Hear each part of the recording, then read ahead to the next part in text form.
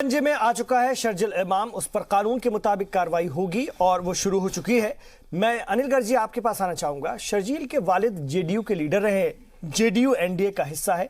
इस पूरे मामले को कैसे देखें? और दूसरी बात, ये जेडीयू और एनडीए से जुड़ा हुआ मामला है, चूंकि उसके वालिद वाकई उसके टिकट पर चुनाव लड़ चुके हैं, तो इतनी खामोशी है। वरना बीजेपी का सोशल मीडिया और तमाम जगह आप खुद भी पता नहीं, अगर कांग्रेस या किसी और सियासी जमात से लिंक होता तो क्या क्या नहीं निकाल कर लेकर आते। मेरे इसी शो में निखिल जी और आप। दो तीन बातें मैं कहना चाहूंगा। मैं अपने साथियों से पहले थोड़ी सी अपील करना चाहता हूं, कम से कम मुझे बोलने दें। चिल्लाएंगे तो फिर मैं बोल नहीं पाता। अभी बात चल रही थी कि शर्जिल के पिताजी एनडीए के लीडर रहे हैं, जेडीयू के लीडर रहे हैं बिहार में। आप ये देखिए कि एनडीए की पॉलिसी कितनी क्लियर है। अगर एनडीए के किसी नेता का कोई रिश्तेदार भी कोई देशद्रोह या कोई अपराध करता है तो उसको किसी तरह की शरण नहीं दी जाती, किसी तरह का उसका सपोर्ट नहीं किया जाता, उसके खिलाफ भी तुरंत कार्रवाई की जाती है। और कार्रवाई इतनी की जाती है कि बाद में यह भी ऑब्जेक्शन आता है कि पुलिस इतनी बर्बर या इतनी पीछे क्यों पड़ी है। एक बात, अभी मेरे साथी ऋषि मिश्रा जी ने शुरू में बोला, बाद में मुझे रोक दिया इन्होंने बोलने से, कि उसके चाचा और उसके भाई को क्यों इंट्रोगेट किया गया, क्यों बोला गया।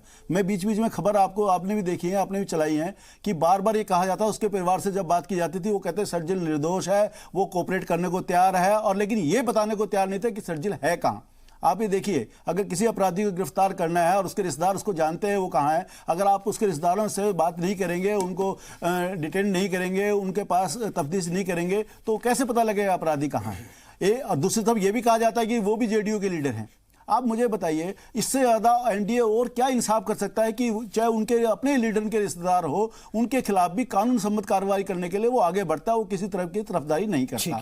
एक ऋषि मिश्रा जी, अब आ रहा हूं सर इस बात पर। ऋषि मिश्रा जी देखिए, कितना शानदार और कितना अच्छा वक्त आ गया है। इंसाफ ही इंसाफ है। देखिए कि जो सत्ता में है उनके लोगों को भी नहीं बख्शा जा रहा है। इससे बेहतर हालात और क्या हो सकते हैं? देखिए, जो हमारे बगल में बैठे हैं वरिष्ठ पत्रकार हैं, इन्होंने बहुत अच्छी समावेशी समीक्षा की। अनुराग ठाकुर पे एक बयान नहीं दिया। मुझे बोलने दीजिए सर, आप या फिर यहाँ लोकतंत्र रहने दीजिए। यहाँ लोकतंत्र मत, अभी हम मुझ पे ही चिल्लाने का आरोप लगा रहे थे आप। लोकतंत्र यहाँ डिबेट में रहने, ठीक है। इन्होंने समावेशी समीक्षा नहीं किया कि जो एक वित्त राज्य मंत्री है उनका ये भाषा ऐसा होना चाहिए, संसदीय भाषा ऐसा क्या देश के लोकतंत्र के लिए सही है। एक बात। दूसरी बात, ये आज जेडीयू या एनडीए का हवाला दे रहे हैं, क्या यही यदि वह शर्जिल इमाम के पिता कांग्रेस के या सपा या बसपा के नेता होते, या यही लोग आज अभी तक पाकिस्तान भेज दिए होते शर्जिल इमाम के पूरे परिवार को? आपको मालूम है शर्जिल इमाम के पूरा परिवार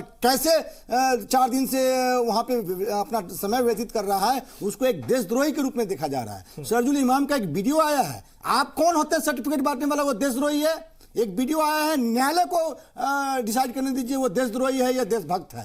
आप लोग कौन होते हैं? बीजेपी और बीजेपी समर्थित पत्रकार जो है मोहर लेके चलते हैं, कौन पाकिस्तानी है कौन हिंदुस्तानी है। एक मिनट मोहर लगा चोट लग जाएगी। हाँ, सुन लीजिए, मेरी बात पहले कंप्लीट हो जाने दीजिए। तो ये कुछ लोग जो हैं तथाकथित पत्रकार, जो तथाकथित नेता हैं, ये मोहर लेके चलते हैं। कौन? अरे भाई, कोर्ट को डिसाइड करने दीजिए ना। अनुराग ठाकुर भीड़ को उन्मादी बना रहे हैं, भीड़ से पूछ रहे हैं कौन देशद्रोही है कौन देशभक्त है।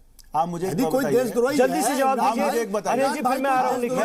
सजा कोर्ट अनुराग ठाकुर देंगे। मेरी बात सुनिए, एक वीडियो आया है, वीडियो पर तफ्तीश कर रही है। तफ्तीश करने का हम पुलिस करेगी या कोर्ट करेगी? पुलिस अपनी तफ्तीश करके उसको कोर्ट में पेश करेगी। फिर जो कौन रोका है? रुके, हाँ, तो पुलिस ने तो काम किया है अभी तक। आप अभी अनुराग ठाकुर की बात कर रहे थे, आप उस पर आ जाते हैं। आपको अनुराग ठाकुर से कुछ ज्यादा प्रेम है, बड़ी बार आपने बातों की गोली मारी है। मेरी बात सुनिए, अनुराग ठाकुर ने शब्द जो मर्जी इस्तेमाल किए, लेकिन उसका भाव क्या था? मुझे भाव पे बात करिए। उन्होंने कहा देशद्रोही कोई भी, सुनो भाई, देशद्रोही कोई भी है उसको गोली मार देनी चाहिए। आप इस बात से लाइन से इनकार करते हैं कि देशद्रोही? हम गोली मारने वाले कौन होते हैं? उन्होंने कहा आप गोली मारने वाले कौन होते हैं? हम आप डिसाइड करने उसने क्या कहा है? उसने कहा डिसाइड करेगी ना। ओ भाई, उसने ये डिसाइड करेगी। हाँ, उसको नहीं मानते क्या? हाँ, सुनिए तो, अमित शाह का देश नहीं भाई सुनिए, गांधी का देश। उसने ये नहीं कहा कि शर्जिल को गोली मार देनी चाहिए। ये गांधी के सरदार भाई, आप चिल्लाएंगे, चिल्लाइए फिर। मैं ये कह रहा हूँ कि उसने किसी व्यक्ति का नाम लेके ये नहीं कहा। भाई सुन लो, उसने देशद्रोही को गोली मारने की बात कही है, उसने किसी व्यक्ति का नाम लेके ये नहीं कहा कि इसको गोली मार देनी चाहिए। इसलिए आप जनता को उन्मादी बना रहे हैं। नहीं, जनता को उन्मादी नहीं बना रहे। सुनिए जनता को उन्मादी उन्मादी नहीं बना रहे। मैं ये कह रहा हूँ उनकी भाषा, आप पहले बोलिए, अब वो जवाब दे रहे हैं ना आपको। मैं कह रहा हूँ अनुराग ठाकुर या प्रवेश वर्मा, उनका भाव गलत नहीं है, लेकिन भाषा असहमी है, तभी तो उनको नोटिस मिला है और उस नोटिस का जवाब देंगे। उन्होंने किसी का नाम लेके ये नहीं कहा कि फलां देशद्रोही उसको गोली मार दो। उसने कहा है एक लाइन, देशद्रोहियों को गोली मार देनी चाहिए। अगर आपको इसको इनकार है, देशद्रोहियों को सम्मान मिलना चाहिए, तो आप कह सकते हैं। मैं अभी भी कह रहा हूं देशद्रोहियों को सजा मिलनी चाहिए। एक बात। दूसरी बात, शाहीन बाग की, प्रवेश वर्मा की बात चल रही है। शाहीन बाग में प्रदर्शन कर रहे हैं, कोई इनकार नहीं का प्रदर्शन करिए, लेकिन पूरे एक सड़क को ब्लॉक करना, पूरे एक नगर को बंधक बनाना, इसको आप लोकतंत्र बोलते हैं क्या? और वो सुने पुलिस, अगर पुलिस, हाँ नहीं साहब, मैं यही कह रहा हूं, अगर पुलिस बल आज लेकर वहां पहुंच जाए और जबरदस्ती खाली कराए तो आप कहेंगे पुलिस ने जाति कर दी, एक लोकतंत्र की हत्या कर दी। अगर पुलिस बल नहीं पहुंच रही, उनको खुद से समझाने की कोशिश कर रही है, तो आप कह रहे हैं कि उनको मौका दिया जा रहा है, क्योंकि आपको चित भी अपनी चाहिए, पीठ भी अपनी चाहिए। मेरी बात सुनिए, मैं आपसे कह रहा हूं राजनीति जरूर करिए, लेकिन कम से कम देश के साथ न्याय करिए। आप ऐसा नहीं है आप ये सारी बात, ठीक है, टुकड़े करना ठीक है। आ रहे निखिल जी, आपके पास आ रहे हैं। ठीक है निगर जी, मैं आ रहा हूं। शिबली मंजूर साहब आ रहा हूं, फिर निखिल आपके पास भी आ रहा हूं। शिबली मंजूर साहब, इस तरह के बयानों से सीए मुखालिफ तहरीक, जिसको कांग्रेस भी सपोर्ट कर रही है, विपक्ष सपोर्ट कर रहा है, ये कमजोर नहीं हो रही? इस तरह की चीजें जो निकल करके आ रही है, पीएफआई का कनेक्शन 120 करोड़ रुपया जमा हुआ, किस तरह से निकला है वो पैसा, इस तरह पीएफआई तशद्दुद के मामलों में, इस पूरे आंदोलन में, इस तहरीक में पीएफआई के लोग कई पकड़े गए हैं उत्तर प्रदेश में, किस तरह से पूरी तरह से ये एक तयशुदा प्रोग्राम के तहत किया गया, ये भी चीजें इसके चलते निकल कर आ रही हो। फिर बीच बीच में इस तरह के बयान, क्या इस तरह के बयान सीए मुखालिफ तहरीक को कमजोर नहीं करते हैं और आप जैसे लोग उसके साथ हैं? नहीं, देखिए, मैंने शुरू में भी कहा कि हम किसी भी एंटी नेशनल, किसी भी अनडेमोक्रेटिक, किसी भी वायलेंस क्रिएट करने वाली चीज़ के साथ नहीं खड़े हैं, समझ लीजिए, स्पष्ट कर दूं मैं अपना स्टैंड। दूसरा मैं कह रहा हूं, बार बार हम लोग कहते आ रहे हैं कि ये समर्थित ज़रूर है, कांग्रेस आइडियोलॉजिकल समर्थन दे रही है, कह रही कि भाई सीए जो है गैर संवैधानिक है, तो उसका हम अपोज कर रहे हैं, लेकिन ये जनता का आंदोलन है। आप बार बार ये नैरेटिव क्रिएट करने की कोशिश कर रहे हैं भाजपा वाले कि ये कांग्रेस आंदोलन कर रही है, ऐसा नहीं है। ये जो आंदोलन है पूरा, जिसको सत्याग्रह भी हम लोग कहते हैं, लोग सत्याग्रह कर रहे हैं, जनता कर रही है, अनकंट्रोल्ड है। इसमें जनता खुद अपना स्टेज लगा रही है, अपने लोगों से बुलवा रही है। इसमें कुछ इक्का दुक्का केसेस ऐसे होते हैं जो लोग इसमें सम्मिलित हो जाते हैं, उनका क्या इंटेंशन है वो चेहरे पे लिखा तो होता नहीं है। जनता को जहां से सपोर्ट मिल रहा है वो समझ रही, चलो हमारे समर्थन में लोग आए हैं। अब आपने 2-3 एग्जाम्पल ऐसे बताए जो केसेस हुए हैं, ये one of the odd case होगा, इसमें मैं इनकार नहीं कर रहा हूँ, हो सकता वो हो, गलत होगा, उसको जनता अपने आप बाहर करेगी। इसका एक उदाहरण दे दूं जीवंत आपको। मेरे पास एक सूचना आई थी कि एक कुछ दिन पहले शाहीन बाग वाले धरने पे बात मुकम्मल कर लूं, के साथ आतंकवादियों के साथ 30 सेकंड में मैं अपनी बात मुकम्मल कर लूं, 30 सेकंड में अपनी बात मुकम्मल कर लूं कि इसी शर्जील इमाम को शाहीन बाग धरने से कुछ अपशब्द इसने बोलने की कोशिश की थी, कुछ सांप्रदायिक बात करने की कोशिश की थी, तो वहीं के जो वॉलंटियर्स थे उन्होंने इसके हाथ से माइक छीन के इसको स्टेज से हटा दिया था। उसका माइक छीन के उसको स्टेज से हटा दिया था, ये साबित करते हुए कि शाहीन बाग का जो आंदोलन है, जो लोग कर रहे हैं, वो अनडेमोक्रेटिक नहीं है, वो सेकुलर लोग हैं और डेमोक्रेसी की लड़ाई लड़ रहे हैं। मैं 1-2 सवाल सिर्फ अपने साथी से सामने रखना चाहता हूं और इनके प्रतिक्रिया जानना चाहता हूं। इनका कहना है शाहीन बाग का जो प्रदर्शन है वो बहुत अच्छा है, डेमोक्रेटिक है। मुझे इतना बताइए कि एक प्रमुख सड़क को 1 महीने से ब्लॉक करना लोकतांत्रिक मानते हैं, ये ठीक मानते हैं कि पूरे शहर को बंधक बना दिया जाए प्रदर्शन के नाम पे? प्रदर्शन करना है तो आप ऐसी जगह भी कर सकते हैं जहां पे शहर बाकी डिस्टर्ब ना हो, एक बात। दूसरी बात, इन्होंने कहा है कि शर्जील ने वहां कुछ कहा और तो वहां के लोगों ने प्रतिक्रिया दी, उसको समर्थन नहीं किया। अभी मैं आपकी टीवी पे देख रहा, 2 बड़े पत्रकार सुधीर चौधरी और अपने दीपक चौरसिया वहां गए थे, वहां पर उन्हें एंट्री नहीं मिली। आप मुझे बताइए, शर्जील को वहां एंट्री मिलती है, बोलने की आजादी मिलती है, अपनी बात रखने की आजादी मिलती है। 2 देश के बड़े पत्रकार जो कवर करने गए थे, उनकी बात सुनने गए थे, अपनी बात कहने गए थे, उनको एंट्री नहीं दी जाती। ये किस तरह का प्रदर्शन है और कौन सा लोकतंत्र है? मेरे को मैं ये जानना चाहता हूं कि क्या इनको समर्थन है इस बात पे कि जो लोग उसकी बात का समर्थन करें तो उनको एंट्री मिलेगी, जो उसको कवर करने जाए या उनसे समर्थन ना रखते हो या उनकी बात का समर्थन ना करो तो उनको एंट्री तक नहीं मिलेगी। आपने जवाब दे दिया, बताइए। मैं नहीं समझता जवाब देने की जरूरत है। नहीं, मुझे बताइए, चौधरी जी का, मुझे बताइए, सुधीर चौधरी जी का, उनकी बिल्डिंग के स्टूडियो में बैठा हूं, बड़ी जिम्मेदारी के साथ कह रहा हूं, या चौरसिया जी का, आपको पता है क्या कंडक्ट रहा है, पत्रकारिता को जिस तरह से उन्होंने बदनाम किया है। आप ये कहना चाह रहे हैं, बिल्कुल मैं अपने मंच से इसकी इजाजत बिल्कुल नहीं दूंगा, बिल्कुल भी नहीं दूंगा। और निखिल नहीं, आप ये समझ लीजिए कि अगर ये तो अपने आप में दादागिरी हो गई, ये अपने आप में एक अनोखी दादागिरी हो गई। लोकतंत्र है कि आपके बात का समर्थक है तो आपको बोलने देंगे, जो आपसे समर्थक नहीं है उसको घुसने नहीं देंगे। ये किस तरह का लोकतंत्र है भाई? ये तहरीक नहीं होती है। ये लोकतंत्र किस तरह का है? मंजूर जी, मैं बिल्कुल आपकी बात को बिल्कुल, जो पत्रकार आपको सपोर्ट ना करे बिल्कुल देखिए ऐसा है, सुनिए सुन लीजिए एक मिनट। अगर मैं जी के चैनल पे डिबेट बैठा हुआ हूँ तो उसका ये मतलब नहीं कि बिल्कुल नहीं बोल रहे। नहीं बिल्कुल निखिल जी, ऐसा नहीं है कि इसको सच को सच और झूठ को झूठ ना बोलूं। आप गलत बात कहेंगे तो मैं यहाँ से उसको सच मान लूं, ये मुमकिन ही नहीं है। ये अपने आप में एक दादागिरी है। ये नहीं, मुझे समझ में नहीं आता। मणिशंकर अय्यर पाकिस्तान से आते हैं, जिन्हें इमरान भाई मीडिया पाकिस्तान से आते हैं और सीधे डिसाइड कर रहे हैं कि कौन हमारे लिए सही है कौन नहीं। तो ये तो अजीब सा आंदोलन है इमरान भाई, अजीब सा आंदोलन है। इमरान भाई, मणिशंकर अय्यर पाकिस्तान के दौरे से सीधे शाहीन बाग आते हैं, बात करने का मौका मिलता है। और देश के दो ऋषि जी भाई नहीं, शिवली जी किस तरह का लोग देख रहे हैं जहां तक मेरी बात पहुंच रही है। नहीं शिवली खुद डिसाइड करेंगे मैं गलत बोल रहा हूं सही बोल रहा हूं। बिल्कुल नहीं, मैं अपने प्लेटफॉर्म का इस्तेमाल नहीं करने दूंगा। मैं आपके पास मुझे बताइए ना निखिल जी, कौन इसके पीछे? अरे शाहीन बाग के हालात तो ये है सर, शिबली मंजूर जी, शाहीन बाग के हालात तो ये है नहीं बोलने दिया गया तो वो दादागिरी है। और आप क्या कर रहे हैं? आप भी मुझे कह रहे हैं आपको बोलने नहीं दूंगा, क्या ये दादागिरी नहीं है? ये भी तो दादागिरी है इमरान भाई, बात समझिए। बोलने का अधिकार सबको है, ये भी तो दादागिरी है। बिल्कुल नहीं, मुझे यहाँ ब्रेक लेना पड़ेगा। इतना अनऑर्गेनाइज, ये पूरा आपने खुद कहा कि ये कयादत विहीन, कयादत से अलग ये प्रोटेस्ट है। इतना अनऑर्गेनाइज है कि कोई बात कोई भी कहकर चला जाता है और उसको ये कह के पल्ला झाड़ दिया जाता है कि ये बाहरी थे। तो ये तो आपको देखना चाहिए यहाँ। इसीलिए जरूरी है कि कोई प्रोटेस्ट की कयादत हो, कोई तहरीक की कयादत हो। कयादत होना बहुत जरूरी है। आज सरकार किसी से बात करना चाहे तो 4 लोग निकलकर 5 लोग चले जाते हैं। किससे बात की जाएगी? कोई तो चेहरा हो, किससे बात की जाए? कोई बीच का रास्ता निकालना हो तो किससे बात की जाए? ये बड़ा सवाल है। लौट निखिल जैन, मैं आपके पास आना चाहूंगा ब्रेक के बाद। आप तमाम लोगों का खैर मकदम है। शर्जिल इमाम शिकंजे में आ चुका है, उस पर कानून अपना काम कर रहा है, और लेकिन इस पूरी तहरीक से कहीं ना कहीं उसका जुड़ाव रहा है और उसको लेकर के चर्चा हो रही है। निखिल जैन, कितना भी शिबली मंजूर साहब इस बात से इत्तेफाक न रखें, लेकिन ये तमाम लोग जो शर्जिल जैसे लोग हैं इस पूरे आंदोलन का कहीं ना कहीं हिस्सा रहे हैं, और उनमें से उनके चेहरे जब उजागर हो रहे हैं तो चीजें निकल करके आ रही हैं। कहीं ना कहीं इस तरह की बातें भारतीय जनता पार्टी को भी अपने आप में अपने ढंग से पोलराइजेशन करने में सहयोग करती हैं, उसके लिए कहीं ना कहीं मुफीद होती हैं, ऐसा हमें भी लगता है। ऐसा क्यों? ऐसा बिल्कुल भी नहीं है। भारतीय जनता पार्टी ऐसे किसी भी व्यक्ति का समर्थन नहीं करती जो देश के टुकड़े टुकड़े गैंग के साथ हो, जो देश के टुकड़े टुकड़े करने की बात करता हो, असम को चिकन नेक कहता हो।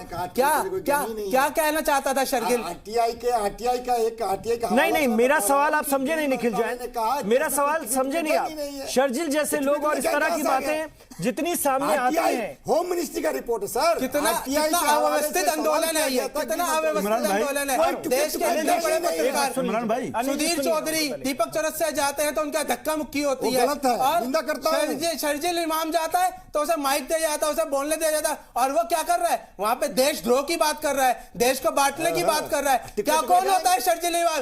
और मैं समर्थन करता हूं फिर से पुणे इस चैनल के माध्यम से, मैं माननीय अनुराग ठाकुर जी का समर्थन करता हूं। उन्होंने सही कहा, देश के गद्दारों गोली मारो, देश के गद्दारों गोली मारो। क्या गलत कहा उन्होंने? देश के गद्दार बताइए ना, दिल्ली पुलिस ने क्या चार्ज लगाया शर्जिल इमाम पे?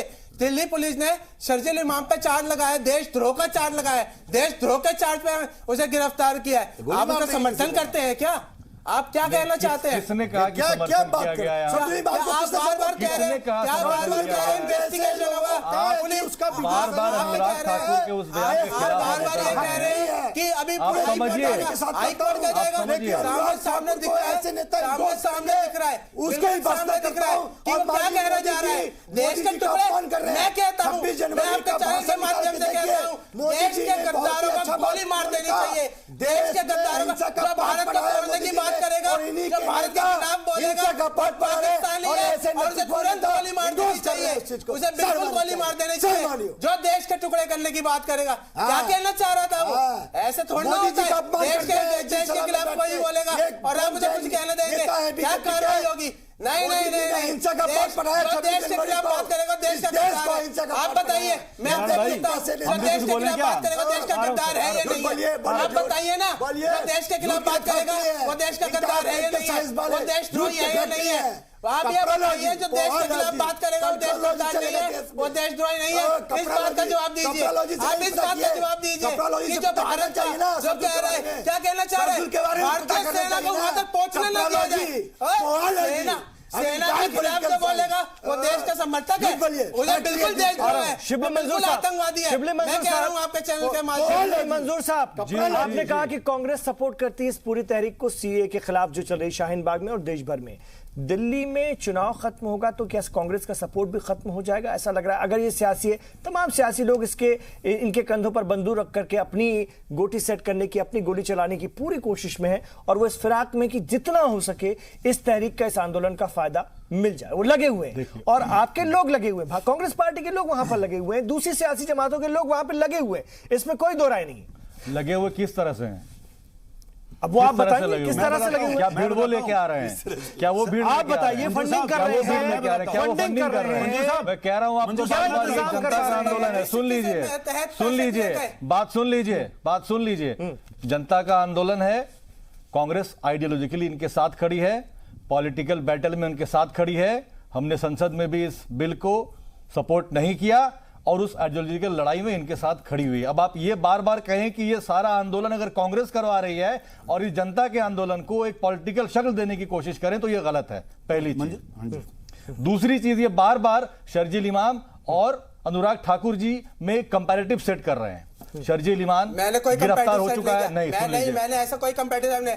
आप अपनी बात जो लोग हम लोगों को सुन रहे हैं वो सब देख रहे हैं। हाँ, सब देख रहे हैं। Let them decide, let them decide. ये कंपैरेटिव सेट कर रहे हैं। शर्जील इमाम, निखिल जैन जी, शर्जील इमाम, निखिल जी सुन लीजिए, शर्जील इमाम सुनिए उनको पहले। स्टूडेंट है, स्टूडेंट कितने जिम्मेदार होते हैं, कितने नहीं, हम भी जानते हैं, इसमें कितनी अकल समझ होती है, हम भी जानते हैं। आज पुलिस की गिरफ्त में है, पुलिस की गिरफ्त में है। अनुराग ठाकुर एक चुने हुए जनता के प्रतिनिधि हैं, वो मंत्री हैं, वो मंत्री हैं। उनको देख करके पूरा हिंदुस्तान ऐसे चुने हुए प्रतिनिधियों से क्या सीखेगा, क्या सीखेगा? युवा नेता है, युवा नेता है, क्या सीखेगा? युवा क्या सीखेगा?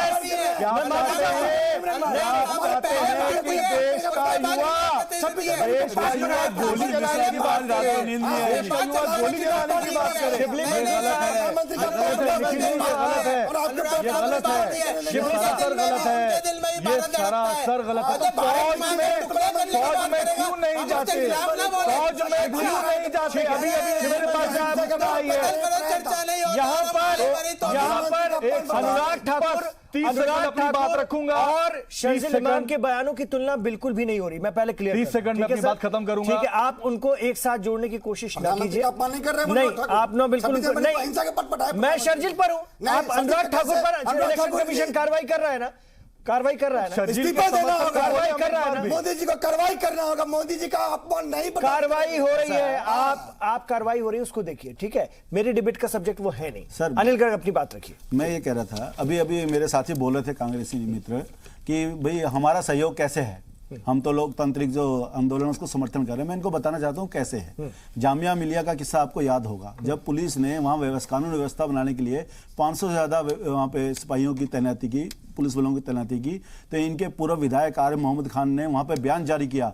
अगर पुलिस 500 आती तो हमारे 5 लाख लोग यहाँ पे हैं, हम इनको बर्दाश्त नहीं करेंगे, हमको देख लेंगे। इनको कैसे कैसे बयान दिए इनको मालूम पार्टी के प्रवक्ता हैं। हाँ, नहीं प्रवक्ता नहीं है, लेकिन आपने अभी तक पार्टी के विधायक रहे हैं। सर सुनो, उनका निजी बयान रहा होगा। अच्छा, उनका निजी बयान निपुण भाई, जैन साहब ने क्या बोला? यही समस्या है कांग्रेस की, यही समस्या। अरे जैन साहब, यही समस्या निखिल जी कांग्रेस की भी है और यही समस्या बीजेपी की। सुनिए, दोनों की यही समस्या। मैं ये बताना चाह रहा हूं, दूसरा बोले तो उसका गला पकड़ लो, लेकिन अपने लोग जो बोले तो निजी बयान कह के पल्ला झाड़ते हुए पतले गली से निकल जाओ। अब ये सच्चाई क्या है? आप देख लीजिए, बात का समर्थन नहीं किया खुला कि उन्होंने सही कहा। हमने कहा उनका निजी बयान है, सुनिए, ये समर्थन कर रहे हैं।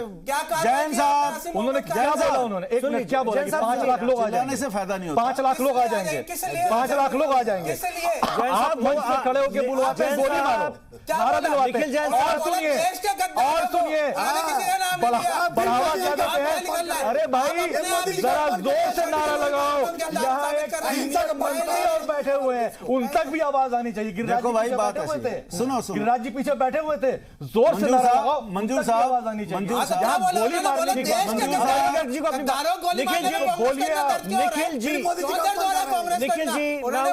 के गद्दारों को उन्होंने किसी का नाम तो नहीं लिया। निखिल जी आऊंगा आपके पास। निखिल जैन जी, बात है तो कांग्रेस को दर्द होता है। जैन साहब, अनिल जी आपकी आइडियोलॉजी को सपोर्ट कर रहे हैं, उनको भी सुन लीजिए जरा। सुनिए तो एक बात तो मेरे कांग्रेसी मित्र ने कहा कि वो राष्ट्रीय प्रवक्ता नहीं हमारे, लेकिन वो कांग्रेसी हैं कि नहीं, कांग्रेस को बिलोंग करते कि नहीं करते, और कांग्रेस की जो आइडियोलॉजी है विरोध करने की उसको समर्थन कर रहे नहीं कर रहे, ये इसको बताएं। एक बात। दूसरी बात, अभी बात चल रही थी, अभी बार बार अनुराग ठाकुर की बात कर रहे हैं, उन्होंने ये कहा कि देश को गद्दारों को गोली मारो।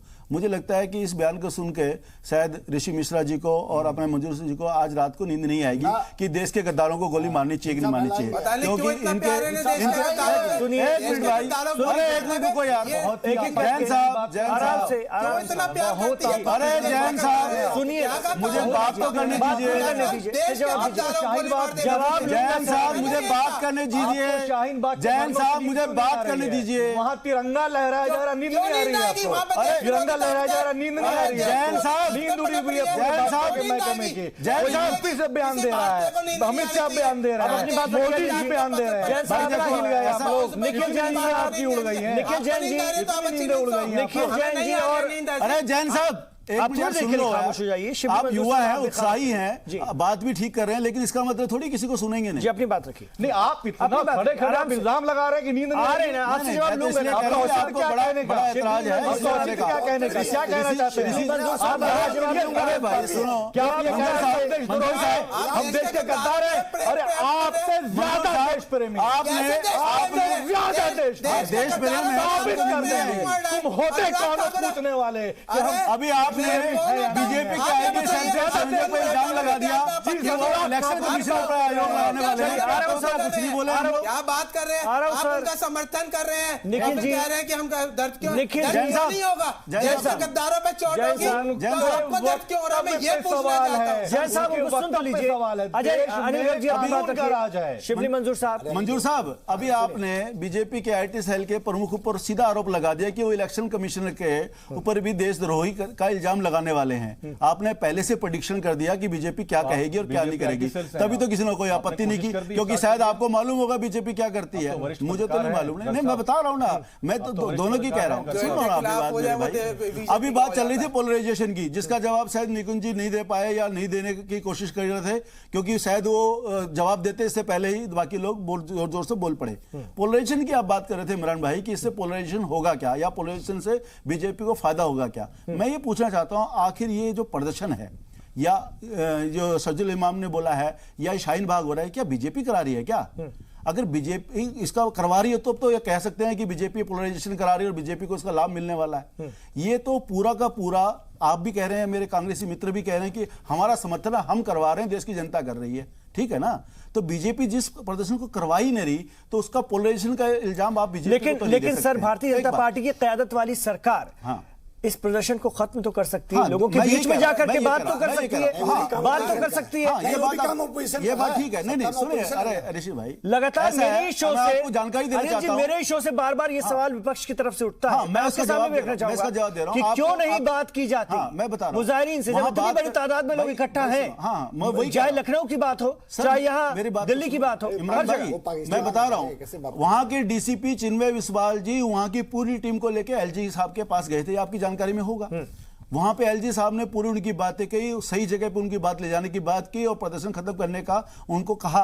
उन्होंने क्या कहा कि साहब हम प्रदर्शन खत्म नहीं करेंगे, हम स्कूल बस को जरूर रास्ता देंगे। जैसे उनके अपना ही राज चलता है कि हमारी मर्जी है, यहाँ कौन आएगा कौन नहीं आएगा, जिससे बात करनी है हम करेंगे, जिससे नहीं करनी है नहीं करेंगे। मनीष शंकर लोहिया जी लाहौर से सीधे वहां आते हैं, उनको बयान बात करने की इजाजत मिलती है। दीपक जी जाते हैं, अपने सुधीर चौधरी जाते हैं, उनको कहा जाता है कि आप यहाँ एंट्री नहीं करेंगे। और वो इसलिए नहीं करेंगे क्योंकि उनको लगता है क्योंकि ये हमारा समर्थक नहीं करते। यानी बात करने से पहले भी आपको देखना पड़ेगा कि कौन हमारी तरफ बोलेगा। मनीष शंकर और सज्जुल इमाम हमारे साथ बोलेंगे तो हम बोलेंगे, वरना नहीं बोलेंगे। ये किस तरह का लोकतंत्र है, मेरी समझ से बाहर है। पोलराइजेशन की आप बात कर रहे थे, मैं ये कह रहा हूं पोलराइजेशन अगर आपको लगता है इसका बीजेपी को लाभ मिलेगा तो हमारी विपक्षी पार्टी को नहीं दिखता क्या?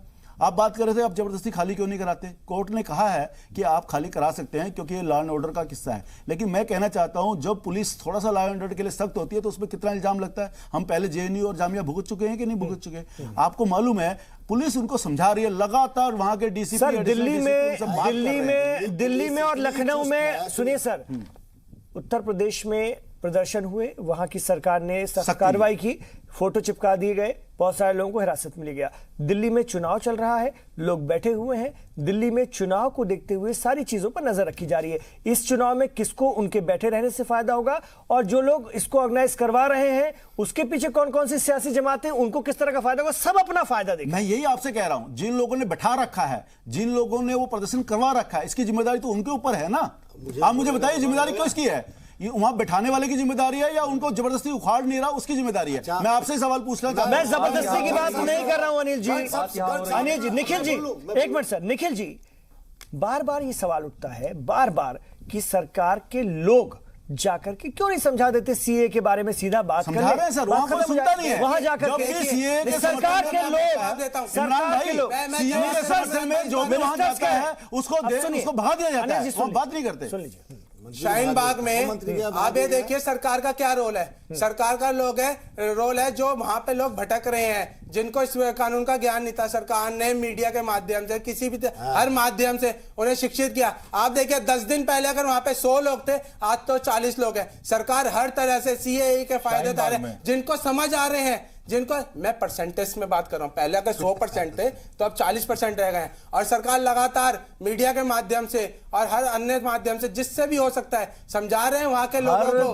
कि भाई ये कानून देश के पूरे देश भर से सूचना आ रही है, पूरे देश भर से सूचना आ रही है कि आज फला जगह शुरू हो गया धरना, आज फला जगह शुरू हो गया धरना, आज फला जगह शुरू हो गया धरना। की बात नहीं कर रहे हैं, दिल्ली से लेके शिवली केरला में, ऋषि जी एक मिनट, केरला में हो रहा है धरना। आप क्या कह रहे हैं, सरकार नाकाम शिवली मंजूर साहब, खूबियां बताने के बारे में? शिवली मंजूर साहब, सरकार बता रही है तभी दिक्कत ये भी तो है, संख्या कम होती जा रही है। दिक्कत ये भी तो है शिवली मंजूर साहब, बढ़ते बढ़ते 50 का धरना हो रहा है। शिवली मंजूर साहब कहा है हर धर्म के लोग आ रहे हैं उसमें। चलिए मेरे पास वक्त खत्म हो जाता है, न्यूज़ देखिए, आपको मेरी आपसी बहस की वजह से कई बार चीजें खुल करके बाहर नहीं आ पाती है, कई सवालों के जवाब नहीं आ पाते।